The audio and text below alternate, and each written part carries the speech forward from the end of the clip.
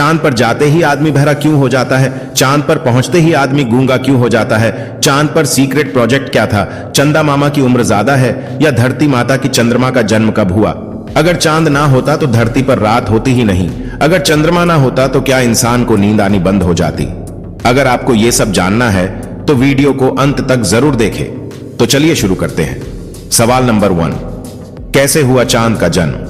चांद का जन्म तब हुआ जब एक भटकता हुआ ग्रह पृथ्वी से टकराया तो उससे बहुत सारा मलबा निकला, और जब यह मलबा सारा एक जगह एकत्र हो गया तो एक बड़ा सा पिंड बन गया, तो चंद्रमा का निर्माण हुआ। सवाल नंबर 2, चांद का दक्षिणी ध्रुव रहस्यमयी क्यों है? एक तरफ से चांद हमको इतना सुंदर दिखता है कि लोग अपनी प्रेमिका की तुलना चांद से करने लगते हैं। वो गाना सुना है ना, चांद से महबूबा है मेरी। और दूसरी तरफ चांद इतना काला है और इतना ठंडा है कि आदमी भी एक सेकंड में जम जाए। चांद के दक्षिणी ध्रुव पर ही चंद्रयान 3 की लैंडिंग कराई गई है। यहां पर अभी तक कोई देश नहीं पहुंच पाया है।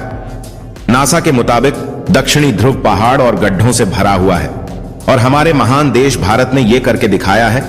आपको जानकर यह आश्चर्य होगा कि पृथ्वी से हमें पूरा चांद नहीं दिखता है।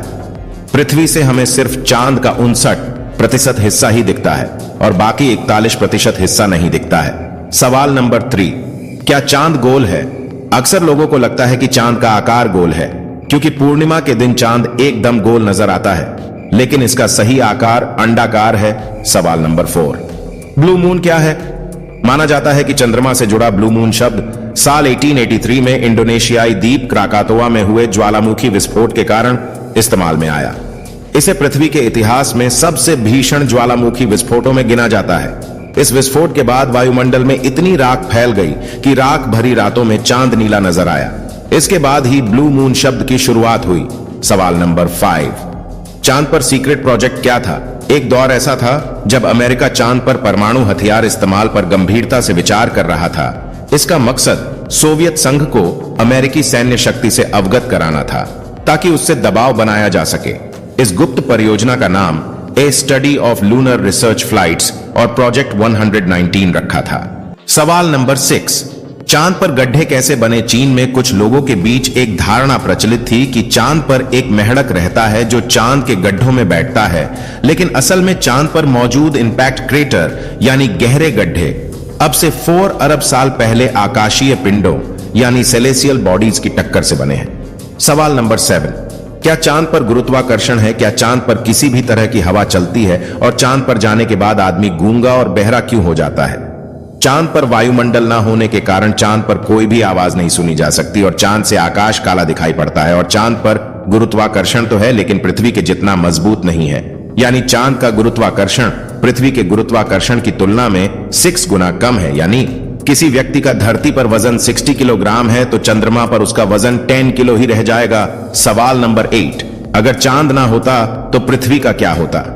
जब चंद्रमा सबसे नजदीक होता है तो उस समय ज्वार भाटा का स्तर काफी बढ़ जाता है, यानी कि समुद्र में ऊंची ऊंची लहरें उठने लगती हैं। ऐसा इसलिए होता है कि उस दौरान चंद्रमा पृथ्वी की घूर्णन शक्ति को कम कर देता है।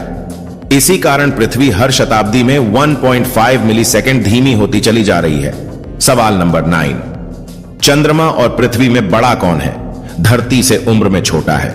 चंद्रमा लगभग 4.5 अरब साल पुराना है। चंद्रमा इसकी जानकारी तब हुई जब अंतरिक्ष यात्री धरती पर चंद्रमा की चट्टानों को लेकर आए थे।